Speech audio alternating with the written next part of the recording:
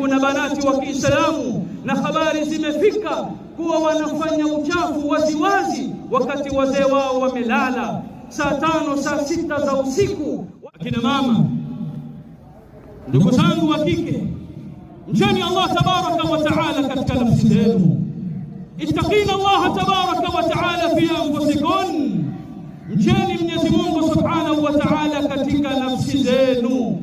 Leo ni banati wangapi wa Kiislamu ambao wanaonekana katika mitandao, hasatan mtandao wa TikTok, tena kwa madai ya kufanya biashara. Mwanamke yule maftuna ameonjwa, amepewa mtihani, anajitokeza katika mtandao ule kwa madai ya kuwa anafanya biashara, lakini hajui maskini anna shaitana yastadriju ma'aha, anna shaitana yastawsilu ma'aha.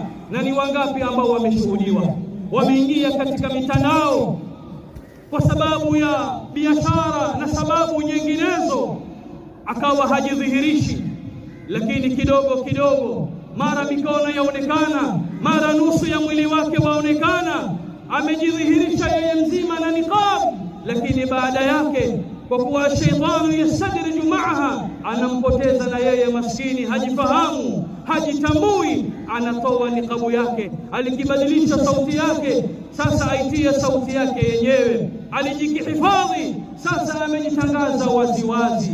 Bali kuna banati wa Kiislamu na habari zimefika kuwa wanafanya uchafu waziwazi wakati wazee wao wamelala, saa 5 saa 6 za usiku wanaingia katika mitandao, wanafanya upuzi, tena wanajidhihirisha waziwazi, nusu ya vifua vyao viko wazi na nywele zao ziko wazi. Ittaqina Allah fi anfusikum, akina mama, akina dada, ittaqina Allah tabaraka wa taala fi azwajikum, ittaqina Allah tabaraka wa taala fi auladikum. Mcheni Allah tabaraka wa taala kwa waume zenu, mcheni Allah tabaraka wa taala kwa watoto wenu. Falmar'atu ra'iyatun ala bayti ba'liha wa waladihi wa hiya mas'ulatun an dhalik. Mtume alayhi salatu wassalam anatuambia, inna Allah sa'ilu kulli ra'in amman sab'ahu hafidha an dhayya. Hakika ya Mola subhanahu wa ta'ala ni mwenye kumuuliza kila mchunga juu ya kichunga chake, amekihifadhi au amekipoteza.